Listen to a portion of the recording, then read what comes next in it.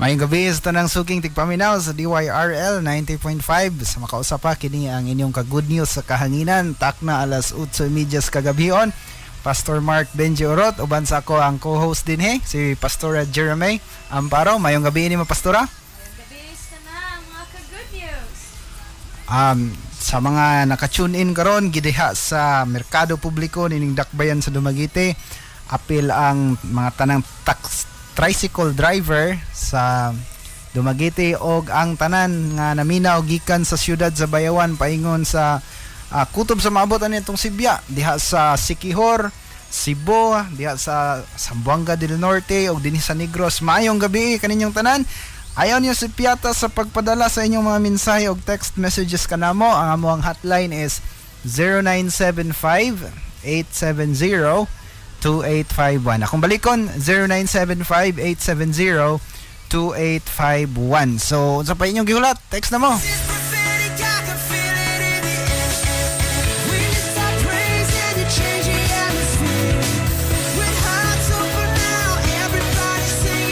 Okay, so ayaw ninyo dugaya inyong mga mensahe o kauban po namo di sa station ron ang among drummer sa Grace Christian Fellowship. Diya si Dadings, naka-i-greet bro. May gabi ako i-greet ang kauban ako sa Grace, mga gahi ug mga kinakusgan. Ang among gitarista si Jinky, among bass si Jingol, among kinakusgan nga song leader si Rodora and si Pastora Jeremy. Ug napay mas kinakusgan ang mga pastor si Pastor Mark Benji Orot.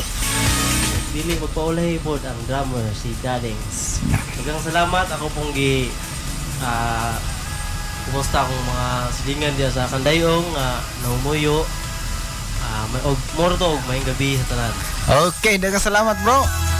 Mayong gabi sa makausap pa o ayaw ka magbalhin sa lang istasyonan kay kini atong programa alang yun ni sa matag o sa pastora na kay Gret.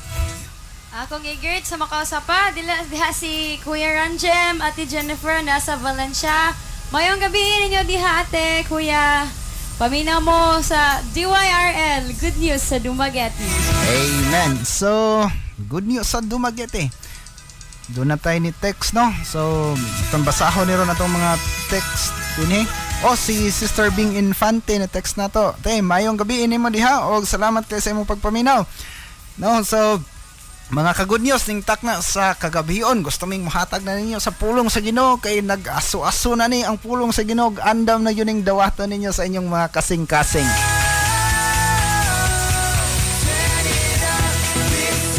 Magabasa ako karon gikan sa libro ni San Juan, unang Juan kapitulo 2, bersikulo 1. Dayon sugod ta hangtod sa bersikulo 5. Akong pagabasahon din nagaingon ang pulong sa Ginoo. Gisulatan ko kamo nga akong mga anak aron dili kamo magpakasala. Apan kun may makasala, may magpakiluoy sa amahan alang kanato ug siya mao si Hesukristo nga mao ang matarong. 2, ang iyang kaugalingon mismo ang iyang gihalad isip bayad sa atong mga sala aron mapasaylo kita og dili lang alang kanato kundi alang usab sa mga sala sa mga tao sa tibuok nga kalibutan. Versikulo 3, mas siguro gayud nato nga nakaila kita sa Dios kung tumano nato ang iyang mga sugo og nagaingon ang nagaingon nga nakaila siya sa Dios apan wala magtuman sa iyang mga sugo bakakon og wala kaniya ang kamatuoran. Sa 5 nagaingon, apan ang tawo nga nagatuman sa pulong sa Ginoo tinuod nga nahingpit diha kaniya ang gugma sa Dios og sa ingon niini masiguro nato nga kita anaa gayod sa Dios.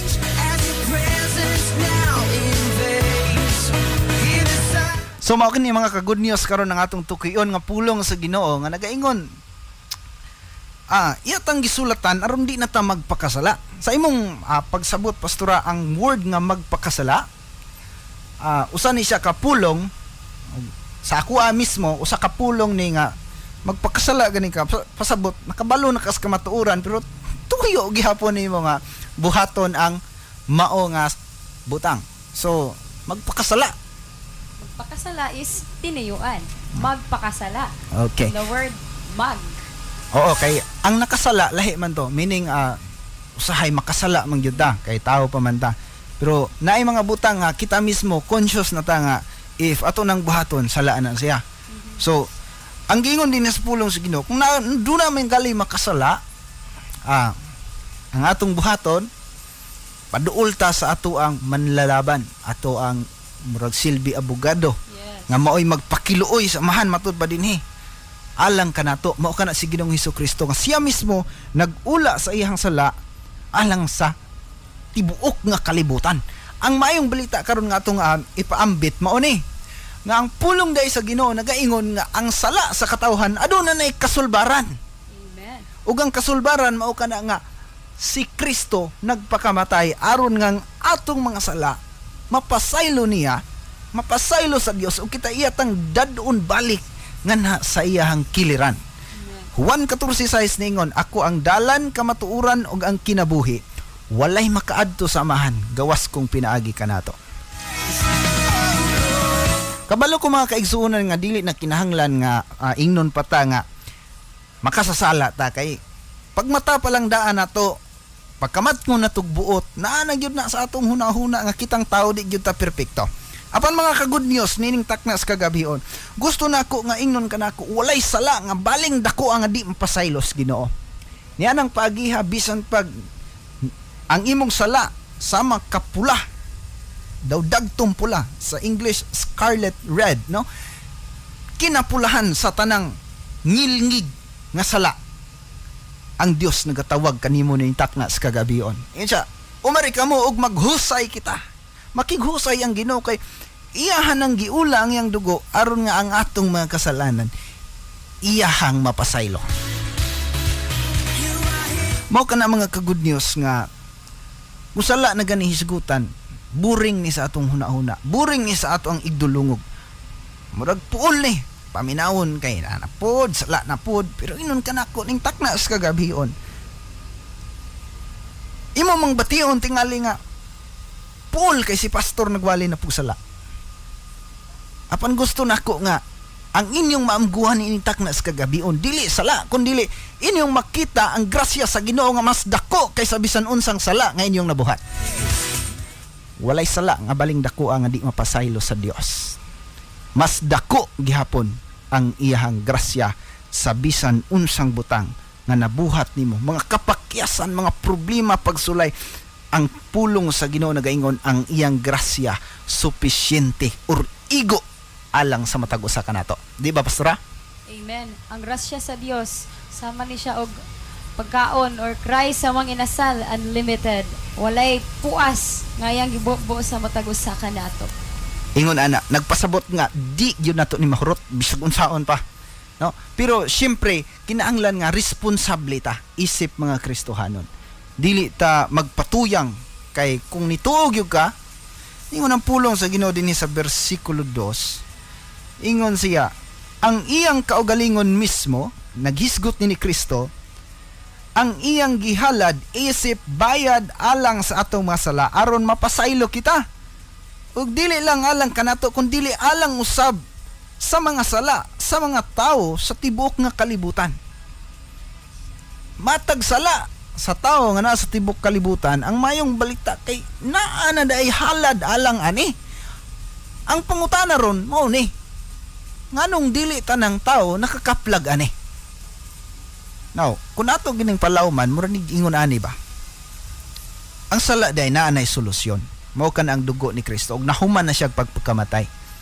Karon sama ni nga ang matag biste nga diin gisulob sa matag tao nga naa karon sa nawong sa yuta matag panapton nga gigamit adunay igo nga sabon sa tibuok kalibutan aron sa paglimpyo o paglaban ni ana. Apan ang pangutana mao ni ang tanan bang bisti nga naa karon sa kalibutan limpyo tungod sa rason nga adunay sabon. Ang tubag ana dili tanang bisti limpyo kay ngano man dili man ang tanan ni apply sa sabon ngadto sa ilang biste.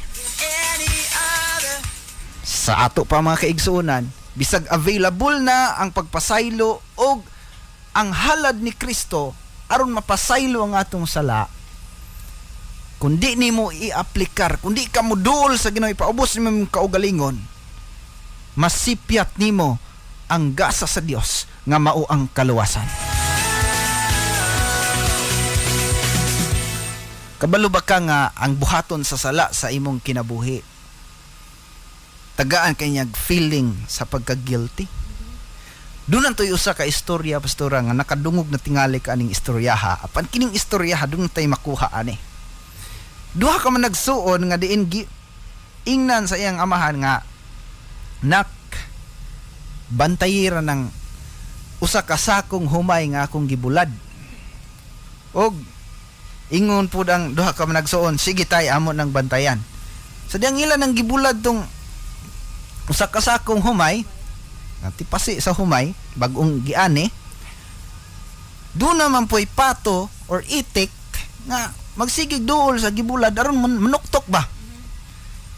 Sige pa nilag bugaw, pirmero bugaw, hangtod na nga gikapuyan naman sila bugaw kay inighuman og bugaw, balik ram gyapon ang maong itik. Ang magulang ang gibuhat niya, kuha siyag bato og iyang gisalibay ang maong itik, iyang gihapak. Karon kay paghapakan niya kay naigo ang yung ulo. Pagkaigo sa ulo, siyempre nakirig ning itik, namatay. Pagkakita niya nga nakakita iyang manghod, ingon siya sa iyang manghod, ayaw bigtugan ni papahang ang itik namatay. Ingon pod ang manghod, sige, basta sa usa ka kondisyon. Ingon pod ang katong magulang, unsa man kondisyon na? Basta kay suguon kong tatay, ikaw mo'y tuman. Ikaw sagot. So niingon ang maong magulang, sige, basta kay ayaw ro gyud kong itugan ni tatay, kabalog gyud kong kapisos gyud ko. Siguro bunalan gyud, bunog gyud ko kung balaan nga ang itik namatay kaya akong gihapak. Tuod man pagkahapon niabot ang ilang amahan, pag-abot sa ilang amahan, ingon gisugo ang manghod, dong palihog og kalos og tubig dong. Ingon ang manghod, si Manong ra. Direklamo ang magulang, unsay si Manong ra nga naapo ko'y gibuhat din Ingon dayon ang manghod, lingi sa magulang, ang itik. So napugos ang magulang sa pagtuman kay naman siya sala nga gitabon-tabunan. So niingon na pud ang amahan, dong palihog sa gukuglong gisugo ang manghod.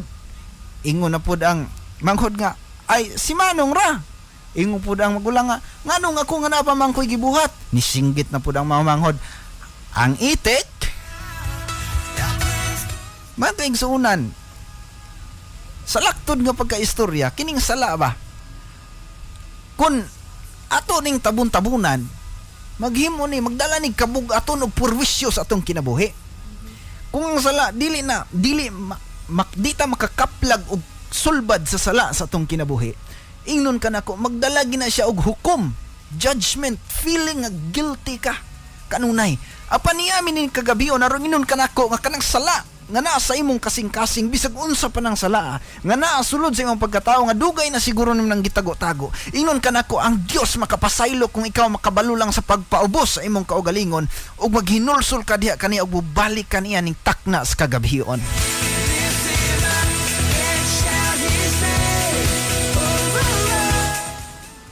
Mga kaigsuunan, mga ka-good news, siguro old school ni among giwali, pero bisag kinaraan man tingali ni sa pagkakaroon nga edisyon sa inyong dalunggan, ingnon kanako ang pulong sa Dios bag-o kanunay ug makabag-o sa imong kinabuhi kung ikaw mo paubos sa imong kaugalingon.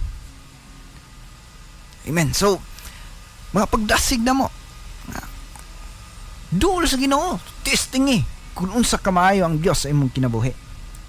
Di ba makita nimo? Wala na yawa nga magsigi pag-ingon nimo ang itik. Musimba unta ka sa Ginoo pero maghuna-huna ka, moadto kag simbahan, makadungog na pug ka sa yawa mingon ang itik. Na pug kay gibuhat ganiha. Mo ganahan na punta ka, inigsimba nimo, ganahan ka nga moampo sa Dios, apan makahinumdum na pug ka sa imong gibuhat nga pasidan-an na pug ka sa kaaway, iya na pong ibalik sa imong huna-huna nga mingon siya ang itik. Meaning, ang tanang butang nga imong gibuhat nga dili maayo, iya kang kondinaron, iya kang hukman, apan ingnon kanako. Ningon ang pulong sa Dios sa kang San Juan, hingingon siya ang kamatuuran maghatag kanimo og kagawasan. Kung kagawasan igsoon, kagawasan gikan sa kabugaton sa sala. Munang ang Dios hangtod karon nagatawag siya sa Mateo 11:28 ingon ang Dios, umari kamong tanan nga gikapuyan og gibugatan sa inyong gipas-an, kay papahulayon ko kamo. Amen. Doon na ba tayo nakuha ron, pastora? Yes, doon na yun. Tinuod kayo na, pastor, agree gid kanimo nga kung ang atong sala atong itugyan ngadto sa Dios, tagaan kita niya kalinaw sa atong matag usa ka kasing-kasing. Kaya ang pulong sa Dios nagaingon ug sa paghinulsol kamo og balik sa Dios ug papaso niya ang inyong mga sala. So kana nga word nga paghinulsol, adunay siya kahulugan. Lahi ni siya sa pagbasol. Kaya ang pagbasol nakahimo kag usa ka sala. You cried over it. Nihila ka tungod kay nakasala ka. Apan ang paghinulsol lahi ni siya. Imong gitalikdan ang sala ug dili na nimo buhaton pag-usab. So ang pulong sa Dios nagaawhag nga kung atong talikdan, atong hinulsulan ang atong mga sala ug mobalik ta sa Dios, tagaan ta niyag kalinaw sa atong kasing-kasing. Kanabang wala nay muhasol sa atong konsensya, no more condemnation nga atong mabatyagan sa atong kasing-kasing. So nining kagabihion, ang Dios nagabukad sa iyang kamot. Ingon siya nga, anak, duol ka nako. Surrender nga to sa Dios tungod kay siya willing nga mapasaylo nimo bisan unsa nakadako ang masala nga imong nabuhat. Kabalo ko kitang tanan makasala, apan ang Dios, ang iyang grasya is sufficient. Paigo gid kaayo nga makapasaylo sa tanan tang mga kalapasan. Amen. So atong gibalik-balik ug emphasize na tug maayo nga Dios nato, Dios sa gugma, ug kay gugma siya, nahigugma siya sa tanang tawo sa kalibutan. Nahigugma siya sa tawo apan gikasilagan niya ang sala. Una nga tungod sa dako niyang paghigugma nato, gitagaan niya sulbad ang tanang problema nato kung sala ang hisgutan.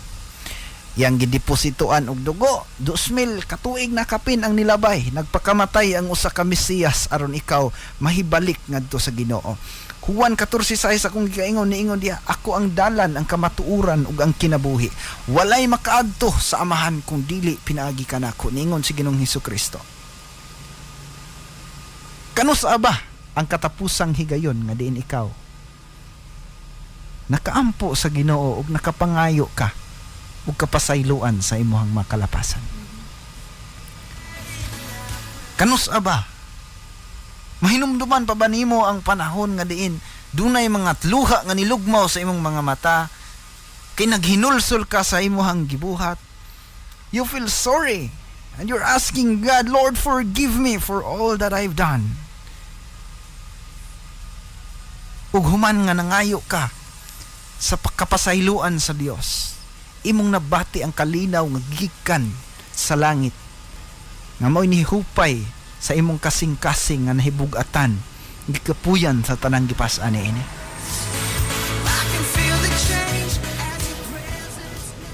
Igsoon tingali ug dugay na kanang panahon nga imuha kanang nabatyagan o imo kanang gibati. Giuhaw siguro ka karon sa prisko nga hikap sa Dios, prisko nga milagro sa Ginoo. Inon kanako,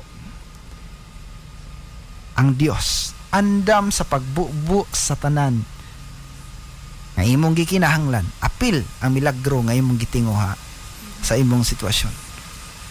Saad siya sa Jeremias 33:3. Ingon siya diha, call unto me and I will answer you. I will show you great and mighty things. Mao kanay giingon sa Ginoo. Takdas kagabion. Gusto ka ba maka-experience, makasinati og dagko ug kusganong mga butang gikan sa Dios mismo? Tawag sa iyang pangalan. Tawag sa ngalan ni Ginoong Hesukristo. Ginon kanako, siya nga misalig kaniya dili gayud mahigawad.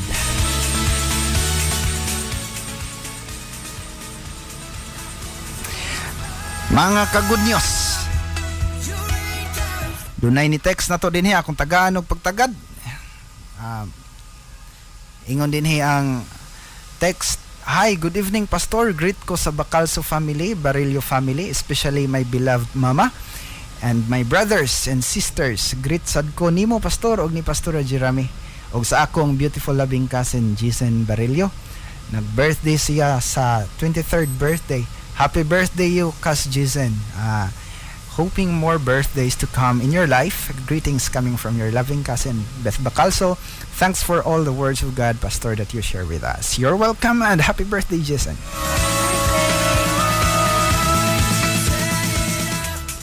Okay, so hotline na to 0975-870-2851. Balik ko na ko 0975-870-2851. Nagkahilis ang atong oras.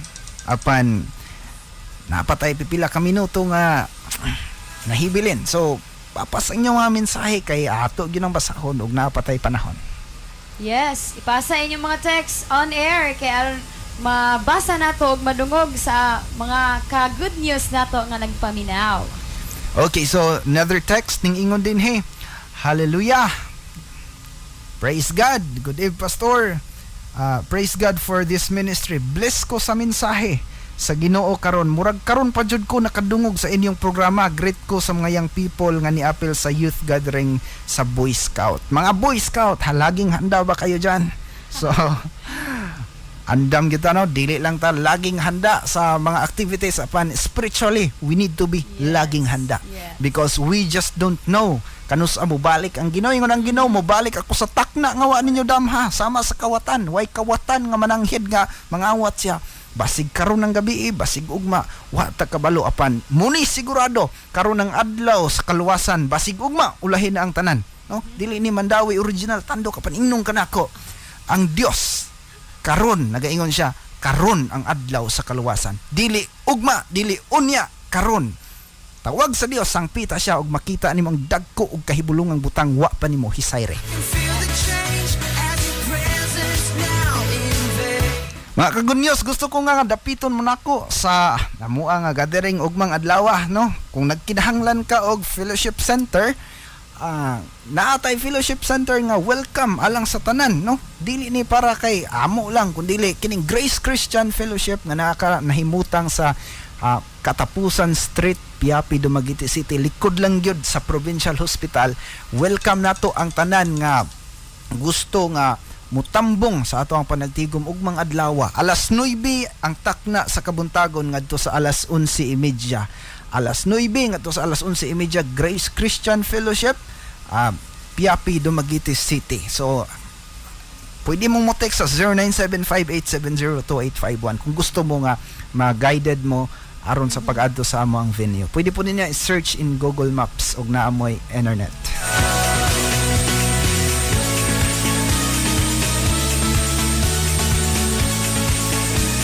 Another text ningon din ni Pastor, "Thank you for your message and God bless." So God bless po nimo kung kinsa man ugaling ka. Sa mga naminaw nato diha karon sa Bagakay, Cayetano family, sila ni Kuya Dulpe og ni Ate Romilin. Maayong gabi ninyo diha, Solita family, Kuya Marshall uban sa iyang kapikas, og nila ni Kuya Roy Onabia og ni Michelle Onabia uban sa mga kasilinganan diha, no? Katong nanimba atong Domingo. Maayong gabi ninyo diha tanan. Maayong pagpalanog ug salamat kayo nga kanunay gyud mo nagsunod, no? Sulid ka good news gud mo matag Sabados kagabion.